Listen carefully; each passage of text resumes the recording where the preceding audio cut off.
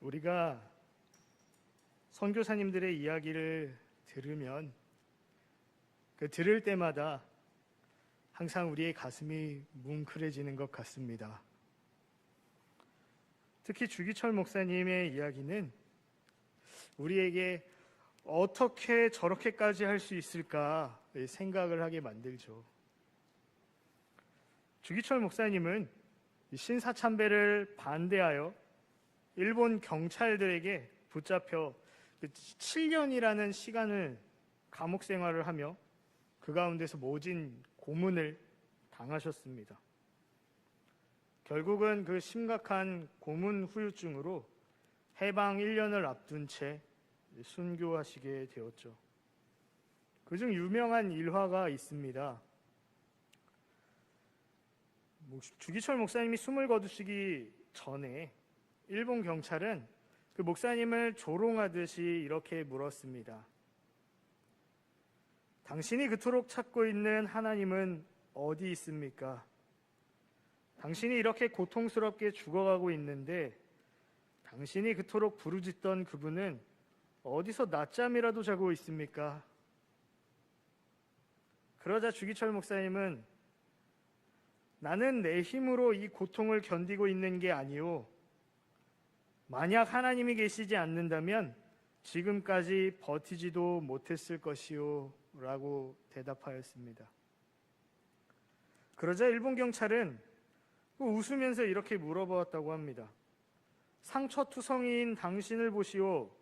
하나님이 당신을 사랑하기나 합니까? 그 모습을 보고 또 이렇게 조롱을 합니다. 그랬더니 주기철 목사님은 또 이렇게 대답을 하시죠. 하나님은 당신도 사랑하고 있어요.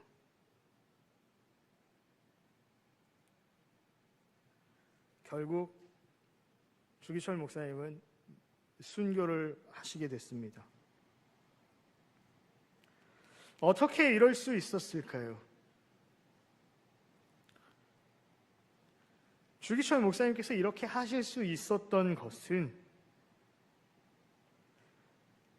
지금도 살아계셔서 함께 하시는 이 하나님의 사랑이 어떠한지를 알았기 때문이라는 사실이에요. 그것을 알고 그것을 또한 확실하게 믿었기 때문이다라는 것이죠. 그 하나님의 사랑, 그 하나님의 사랑은 어떤 사랑입니까? 오늘 제목에서와 마찬가지의 사랑이에요. 그럼에도 불구한 하나님의 사랑이라는 사실입니다. 예수님을 믿기 전 우리는 어떤 존재였습니까? 하나님의 뜻대로 살지 못하는 죄인이었습니다.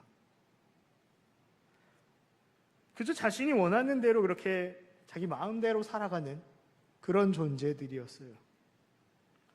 그러나 그런 우리를 그럼에도 불구하고 우리를 사랑하셨다라는 사실이에요. 오늘 본문은 이런 하나님의 사랑이 어떠한지를 또한 우리에게 알려주고 있습니다. 본문에서는 한 왕이 등장을 하고 있어요. 바로 므낫세 왕이죠. 먼저 이 므낫세 왕이 어떤 왕이었는지를 함께 살펴보고 또 같이 나누고자 합니다. 이 므낫세 왕은 히스기야의 왕, 그 히스기야 왕의 뒤를 이은 그의 아들로 그 뒤를 이은 왕이 이제 되었죠. 1절을 보면 이렇게 이야기합니다. 므낫세가 왕위에 오를 때에 나이가 12세라 예루살렘에서 55년 동안 다스리며. 므낫세, 이 이름의 뜻은 잃어버림이라는 뜻이에요. 이것은 본래 요셉이 자신의 장자에게 지어준 이름이라는 것이죠. 창세기 41장 51절에 보면 요셉이 오랜 종살이와 또한 감옥 생활을 거쳐 총리가 된 후 아들을 낳고 이렇게 이야기를 합니다. 요셉이 그의 장남의 이름을 므낫세라 하였으니 하나님이 내게 내 모든 고난과 내 아버지의 온 집 일을 잊어버리게 하셨다 하며. 그 고통들, 그 어려움들을 잃어버리게 할 만큼 하나님께서 자신에게 큰 복을 주셨다라는 의미가 담겨 있는 것이에요. 그래서 이 이름에는 하나님의 은혜를 찬양하는 의미가 들어 있습니다. 굉장히 좋은 이름이죠. 므낫세라는 이름이. 아마도 히스기야는 자신이 왕으로 통치하면서 자신이 겪은 그 하나님의 은혜를 찬양하는 뜻에서 자신의 아들의 이름을 므낫세라고 지어준 것이 아닐까 생각해 봅니다. 왜냐하면 이 히스기야 왕에 대한 그 하나님의 평가는 이렇습니다. 역대하 29장 2절에 보면 히스기야가 그의 조상 다윗의 모든 행실과 같이 여호와 보시기에 정직하게 행하여, 여호와 보시기에 정직하게 행하였던 왕이기에 그 아들의 이름을 므낫세라 지을 수가 있었던 것이에요. 사람은 자신의 이름을 쫓아 살아간다고 합니다. 그런데 이 므낫세 왕은 거기에 해당되지 않았습니다.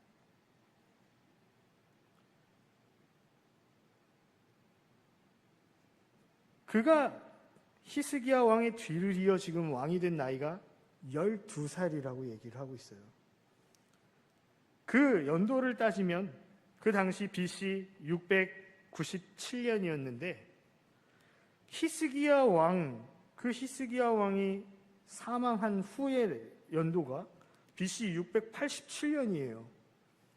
즉 아직 히스기야 왕이 있을 때에 므낫세 왕이 되었다라는 것이에요. 즉 아버지와 공동으로 통치한 기간이 지금 10년이나 되었어요. 자, 히스기야 왕은 어떤 모습으로 통치를 했었죠? 하나님이 보시기에 정직하게 행했어요. 그 모습을 10년이나 지금 옆에서 누가 보고 있었죠? 바로 므낫세 왕이 보고 있었다는 거예요.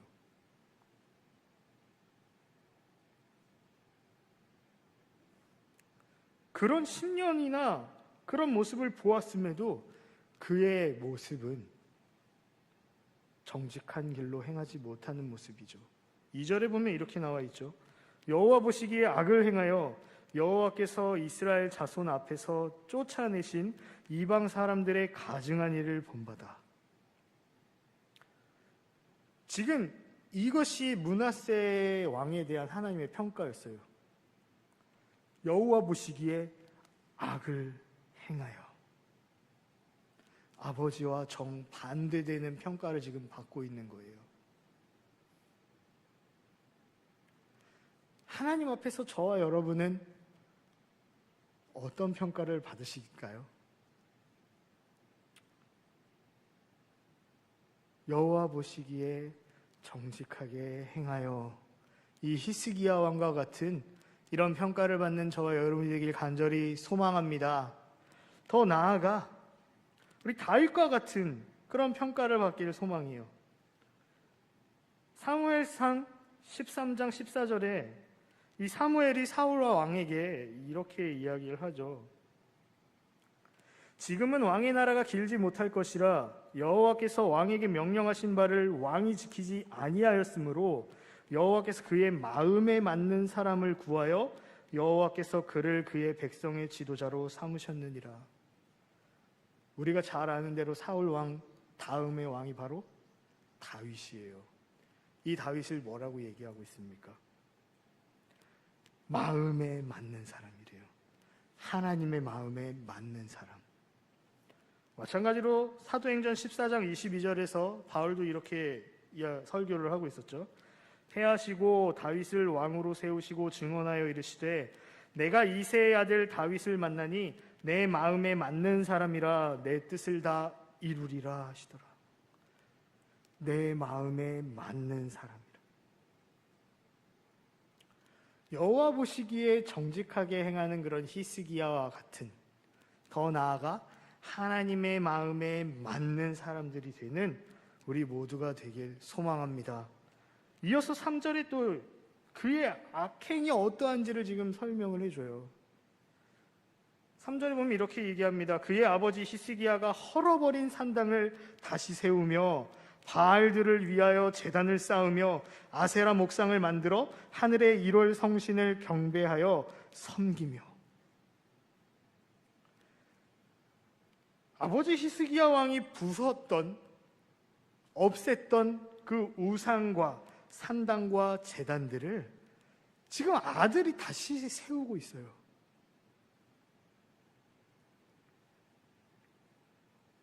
그러면서 지금 그들에게 절하며 경배하고 섬기고 있어요.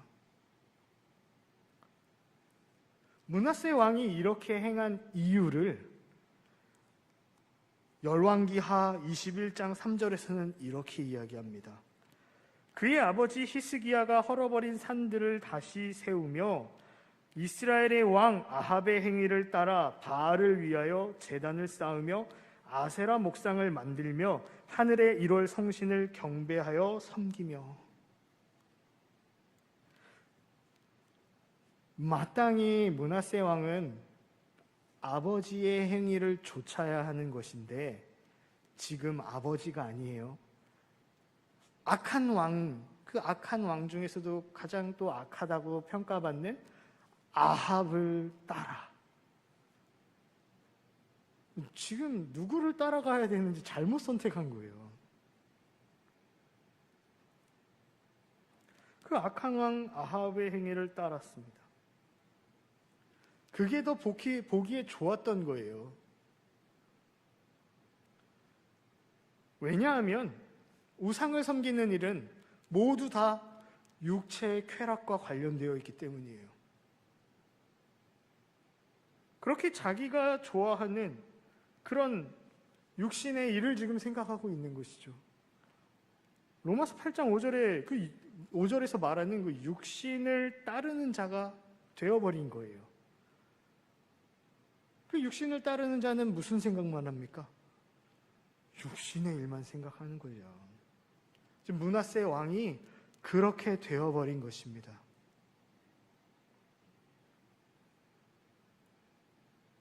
이것은 또 무슨 말로 우리가 바꿔서 얘기할 수 있냐면 하나님을 버린 것이다. 하나님을 버리고 지금 우상을 선택해버린 거예요. 요즘 롤모델이라는 이야기를 많이 하죠. 특별히 청년들에게 매우 중요한 그런 이야기일 텐데 누구를 롤모델로 삼고 나아가느냐, 이게 그만큼 중요하다는 사실이에요. 예수님을 믿고 믿음으로 살아가는 우리는 롤모델이 단 한 분이셔야 합니다. 그분이 누구십니까? 바로 예수 그리스도시라는 사실이에요. 믿으십니까? 그 예수님을 롤모델로 삼고 더욱 우리는 주를 의지하며 그렇게 살아가야 하는 것이죠. 그런 삶은 어떤 삶인가요? 이 므낫세 왕, 아버지를 보면서 그 하나님이 보시기에 정직하게 행하는 모습을 봤음에도 다른 길로 지금 가는 것. 그러나 다른 길로 갈 게 아니라 여호수아가 이야기한 것처럼 여호수아 24장 15절에 오직 나와 내 집은 여호와를 섬기겠다. 바로 이런 삶이 되는 것이에요. 저와 여러분은 바로 이 주님을 우리의 롤모델로 삼고 그 어떤 상황에서도 흔들리지 않고 다른 길 가지 않고 온전히 주님의 원하시는 그 길, 그리고 일평생 여호와만 섬기겠노라, 오직 그 길만 바르게 걸어 나가시길 간절히 소망합니다. 그렇게 므낫세가 행한 악한 행위를 또 4절에서 더 자세하게 설명해 주고 있어요. 4절에 보면 여호와께서 전에 이르시기를 내가 내 이름을 예루살렘에 영원히 두리라 하신 여호와의 전에 제단들을 쌓고, 하나님께서 이전에 말씀을 하신 거죠. 내 이름을 예루살렘에 영원히 두리라 라고 하셨어요. 이 예루살렘은 하나님께서 그의 이름을 또한 그곳에 두시는 곳이죠. 여기 예루살렘 무엇이 있는 곳입니까? 바로 성전이 있는 곳이에요. 성전을 건축하기 위해 택하신 곳이 바로 이 예루살렘이었던 것이에요. 그리고 거기 지어진 성전은 그곳에서 어떤 일들이 일어납니까? 하나님께서 그의 백성들과 만나시고 또한 하나님의 하나님 되심을 나타내시는 장소였다라는 거예요. 그러나 지금 그곳에 무엇을 쌓고 있나요? 제단들을 쌓는데요. 여기 이 제단들은 우상의 제단을 말하고 있는 거예요. 므낫세 왕이 그 성전 안에다가 그렇게 우상의 제단을 쌓아버린 것이죠. 더 이상 무엇이 불가능할까요? 하나님께 제사 드릴 수가 없게 된 거예요.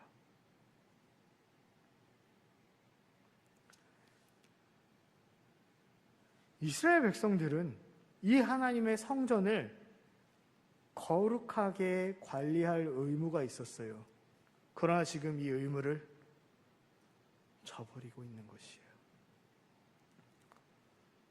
더 나아가서 또 5절에 이렇게 얘기하죠. 또 여호와의 전 두 마당에 하늘의 1월 성신을 위하여 제단들을 쌓고, 여기 두 뜰은 성전의 안뜰과 바깥뜰을 가리킵니다.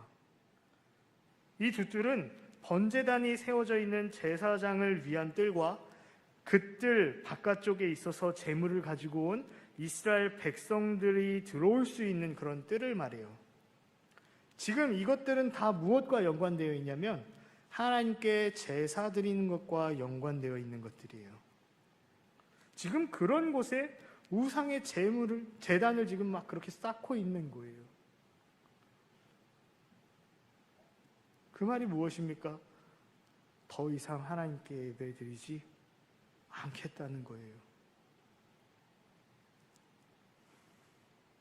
또 그가 행하는 악한 일이 6절에 나오죠.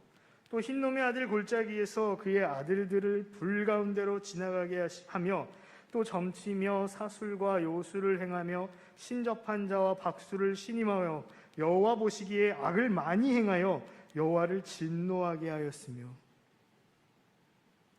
여기 흰놈의 아들 골짜기는 예루살렘 동편 기드론 골짜기 혹은 예루살렘 남쪽에 있는 와디 알리바비에 있던 골짜기를 가리킨다고 해요. 구약시대 당시에 하나님을 떠나서 우상 숭배했었던 적이 굉장히 많이 있죠. 그렇게 우상을 숭배했을 때 이곳은 그 우상을 섬기기 위해 도벳사당을 건축하고 암몬 족속의 신 몰렉에게 자식들을 불살라버리는 장소로 그곳을 썼다고 해요. 지금 이곳에 므낫세가 자신의 그 아들들을 지금 불 가운데로 지나가게 하고 있는 거예요. 지금 이 므낫세가 또 그 몰렉을 섬기고 있는 것이죠. 온갖 우상이랑 우상을 지금 다 섬기고 있는 거예요. 특별히 지금 이 아들들을 불 가운데로 지나가게 했다라는 것은 그 아들을 바치는 의식을 하기 전에 지금 자신들 나름대로 그렇게 정화 의식을 하고 있는 거예요. 또한 점치며 사술과 요술을 행하며 신접한 자와 박수를 믿고 그들의 가르침을 지금 따르고 있어요. 또 7절에도 그의 악행이 계속 나오고 있어요. 또 자기가 만든 아로 새긴 목상을 하나님의 전에 세웠더라. 옛적에 하나님이 이 성전에 대하여 다윗과 그의 아들 솔로몬에게 이르시기를 내가 이스라엘 모든 지파 중에 택한 이 성전과 예루살렘에 내 이름을 영원히 둘지라. 여기 목상은 아세라 목상을 말하는데 지금 이것을 누가 만들고 있습니까? 누구 시킨 것도 아니에요. 왕이니까 시킬 수 있죠. 자기가 직접 그걸 만들어요. 모세에게 십계명을 주시면서 말씀하셨죠. 우상의 어떤 모양도 만들지 말라고 하셨어요. 적극적으로 이를 지금 어기고 있어요. 모든 하는 일이 지금 어떻습니까? 하나님이 기뻐하실 일들을 하지 않고 그와 반대되는 일들만 지금 막 하고 있는 것이죠.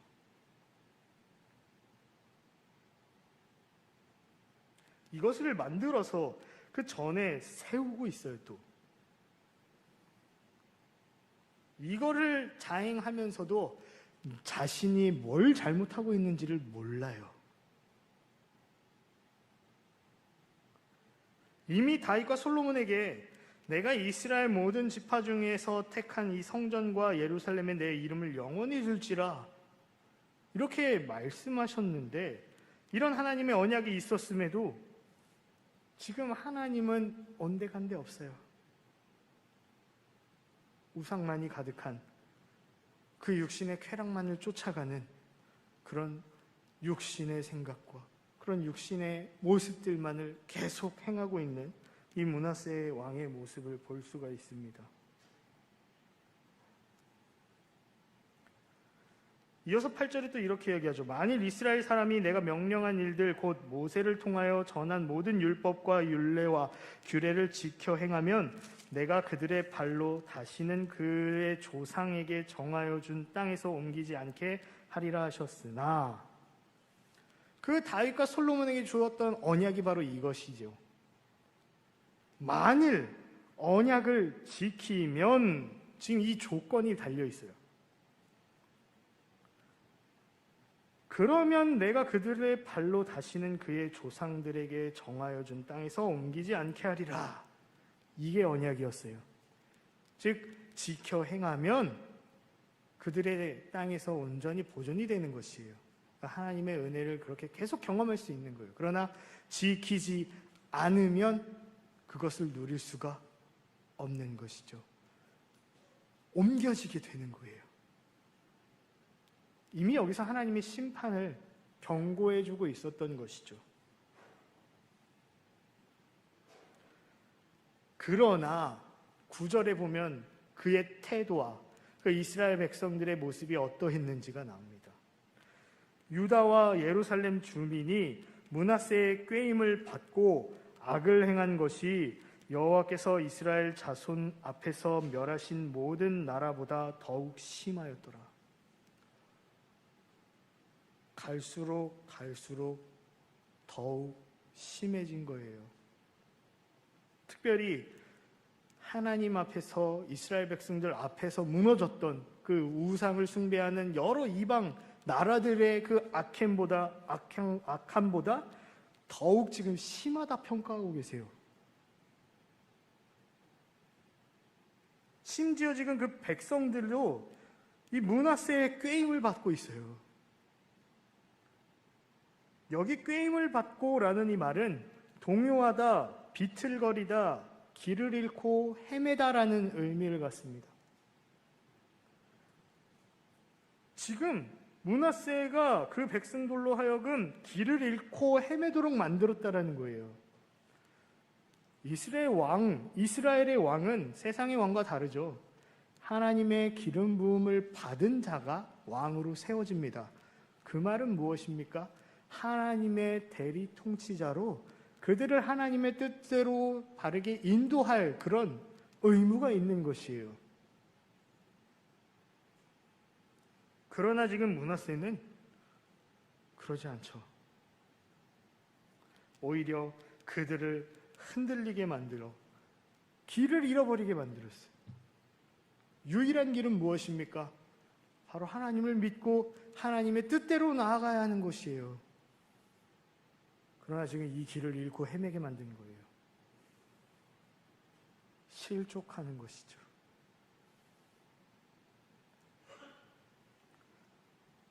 그래서 하나님께서는 10절에 보면 여호와께서 므낫세와 그의 백성에게 이르셨으나 그들이 듣지 아니함으로 계속 선지자를 보내신 거예요. 그리고 전한 거예요. 돌아서야 한다. 우상을 버리고 하나님 앞으로 돌아서야 한다. 끊임없이 전했지만 듣지 않는데요. 여기 듣지 않는다라는 건 단순하게 나 몰라 하고 이렇게 많은 것이 아니에요. 적극적으로 아예 듣지 않겠다. 바로 이런 의미가 담겨 있어요. 하나님의 말씀이 들리면 듣고 깨달아야 돼요. 그러나 전혀 그럴 생각이 없어요. 결국 하나님께서는 심판을 하시게 됩니다. 11절에 그 내용이 나오죠. 여호와께서 아수르 왕의 군대 지휘관들이 와서 치게 하심에 그들이 므낫세를 사로잡고 쇠사슬로 결박하여 바벨론으로 끌고 간지라. 하나님의 심판이 결국 임하게 되었습니다.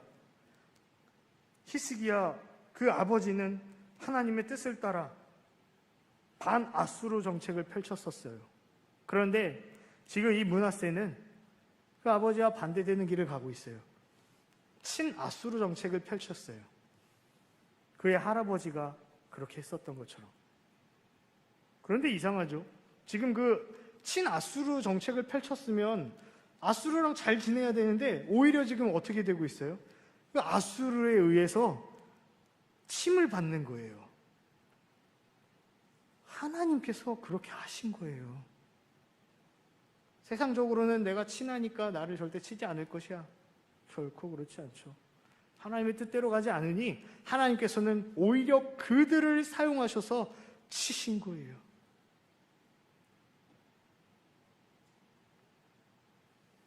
그래서 지금 쇠사슬로 결박되어서 바벨론으로 끌려가게 됩니다. 여기 바벨론에 끌려간 이유는 이 아수르 또한 바벨론에 의해서 그 바벨론의 통치 아래에 있었기 때문에 그렇게 끌려간 것이에요. 아무튼 그렇게 므낫세 왕은 지금 하나님의 심판을 그렇게 받게 되었어요.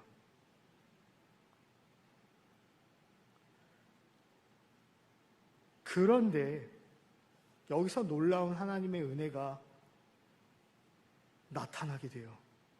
12절을 보면 그가 환난을 당하여 그의 하나님 여호와께 간구하고 그의 조상들의 하나님 앞에 크게 겸손하여.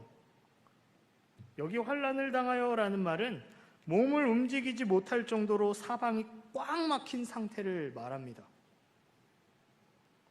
이는 그가 당한 그런 고통이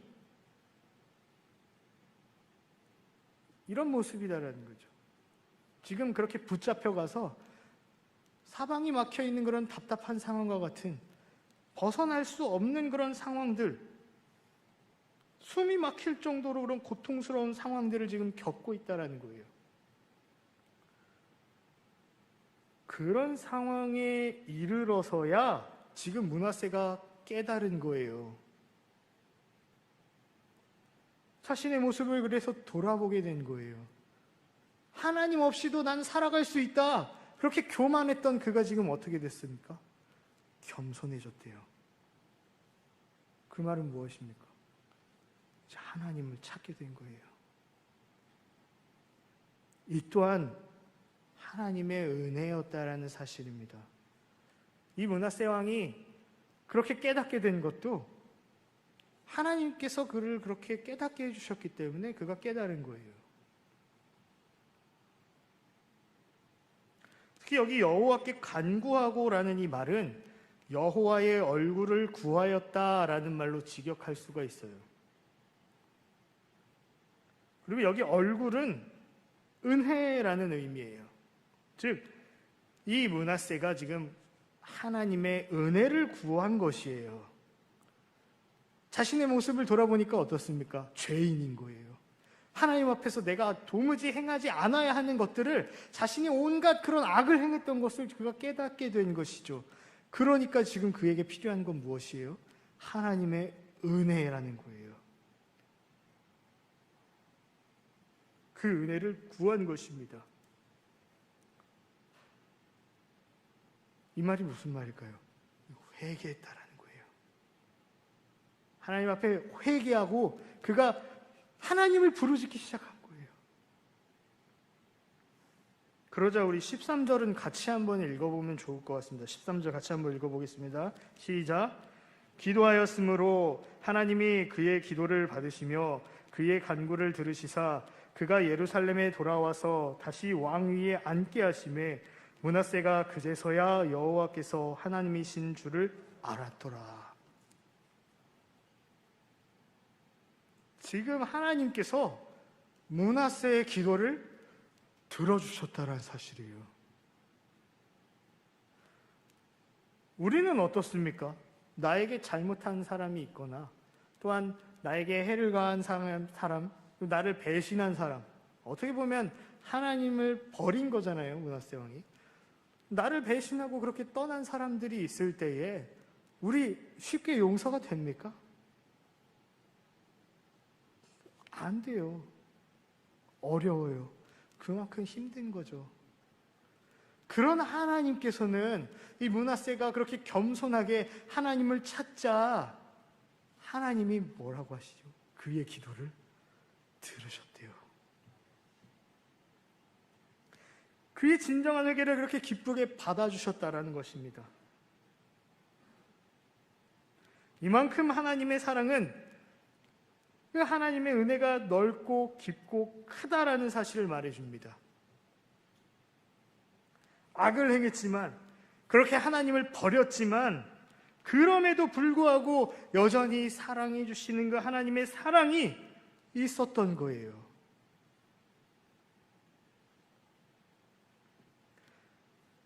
그렇게 회개하고 하나님께서 그의 기도를 들어주시고, 그 이후 하나님께서 또 어떻게 하시냐? 그를 회복시키신다는 사실이에요. 붙잡혀 갔었던 그곳에서 다시 예루살렘으로 돌아오게 하셔서 그가 또 다시 왕으로 있게 만들어주시는 그런 하나님의 회복하시는 은혜가 그에게 있었다라는 사실이에요. 이 모든 것을 경험한 이 므낫세는 그제서야 여호와께서 하나님이신 줄 알았더라. 이 므낫세 왕의 아버지가 누구였습니까?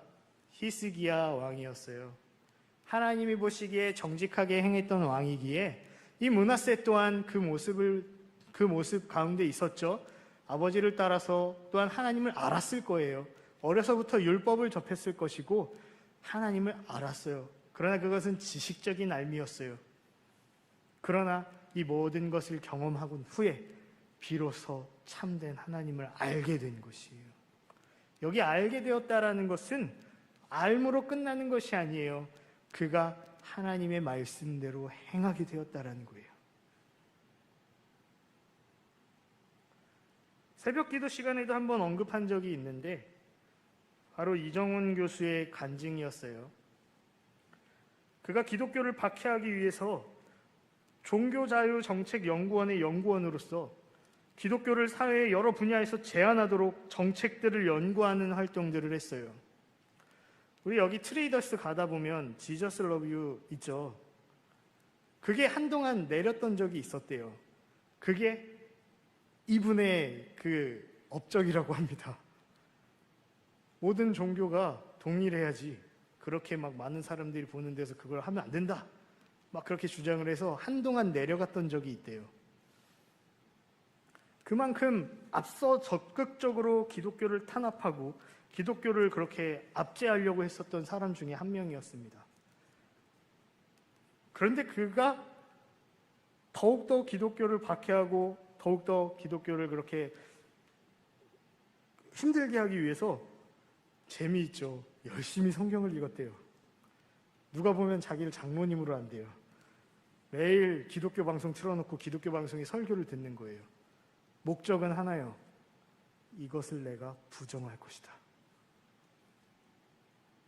어느 날 마찬가지로 기독교 방송을 틀었는데 죄에 대한 설교를 어떤 목사님이 하시더래요. 옳다크나 내가 이것을 부정하리라. 그러면서 이제 조롱을 하려는 그 순간 그의 혀가 굳어졌대요. 그의 몸은 땅바닥에 고꾸러져 버렸어요. 그런데 신기하죠. 그때 자신이 얼마나 부패한 존재인가, 죄인인가를 깨닫게 됐대요. 그때 이게 하나님의 은혜인 거예요. 그러면서 생명의 주인이 예수님인데 그분이 봐줘서 내가 지금 살고 있는데 내가 그분한테 덤볐구나. 내가 그 자리를 빼앗고 내가 그 자리에 앉으려고 했었던 것이 이것이 죄의 본질이구나. 그러면서 그가 순간 드는 생각은 나는 이제 죽었다. 그 무엇으로도 해결할 방법이 보이지가 않더래요. 그런데 그 순간 또 하나님의 은혜가 그에게 임했습니다. 그 죄의 문제를 해결해 주시는 분이 바로 예수님이구나를 깨달은 거예요. 그리고 그분이 지금도 살아계셔서 함께 하신다는 사실이 깨달아지고 그제서야 그가 회개하기 시작한 거예요. 그러자 놀라운 역사가 일어납니다. 그의 혀가 풀리고 고꾸라졌던 몸을 다시 일으켜 세울 수가 있게 되었대요. 바로 이 그럼에도 불구한 하나님의 사랑을 지금 이가 경험한 거예요. 비록 자신이 그렇게 적극적으로 하나님을 버리고 하나님을 믿는 자들을 탄압하기 위해서 그렇게 행했던 그지만 하나님께서 그를 사랑하셔서 회개하고 돌이킬 기회를 또한 허락하시고 그가 지금은 완전히 바뀐 삶을 살아가고 있어요. 우리 또한 다르지 않습니다. 우리도 죄인이었습니다. 그런 죄인임에도 그럼에도 불구하고 우리를 사랑해 주시는 하나님의 사랑, 그 사랑에 은혜가 있다라는 사실이에요. 찬양 중에 이런 찬양이 있습니다. 그럼에도 불구하고라는 찬양이 있어요.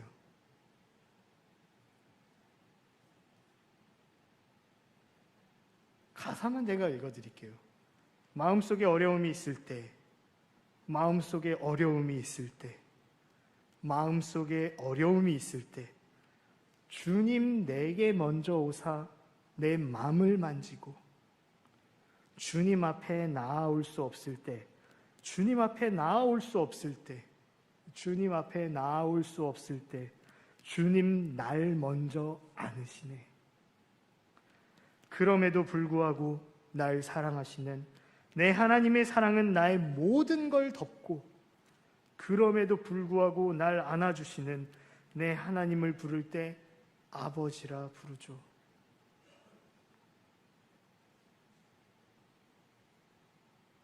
이런 하나님의 사랑이 오늘 본문에서 등장했던 므낫세의 왕에게만 주어진 것이 아니라 지금도 우리를 향한 사랑임을 잊지 않으시길 바랍니다. 그렇다면 우리는 그에 어떻게 반응해야 할까요? 하나님을 아는 것에서 끝이 아니죠. 하나님을 확실히 믿으며 그 하나님 뜻대로 순종하며 살아가는 삶을 살아가야 하는 것입니다. 그럼에도 불구한 하나님의 은혜를 경험한 자들로서 말이에요. 그렇다면 우리는 하나님을 향해 어떻게 또 사랑해야 할까요? 마찬가지예요. 여러 가지 어려운 상황들이 우리에게 닥쳐옵니다. 어떻게 보면 하나님 왜 나에게 이런 일들을 주어지게 만듭니까? 내가 너무나도 힘이 듭니다. 고통스럽습니다. 그런 상황에 처해 있을지라도 우리 또한 그럼에도 불구하고 하나님을 포기하지 않고 끝까지 믿고 나아가야 하는 것이에요. 하박국 선지자가 이야기하잖아요. 무화과 나무 잎이 마르고 포도에 열매가 없고 감람나무에 열매가 그치고 논밭에 식물이 없어도 극심한 그런 상황일지라도 난 여호와로 말미암아 즐거워하리라.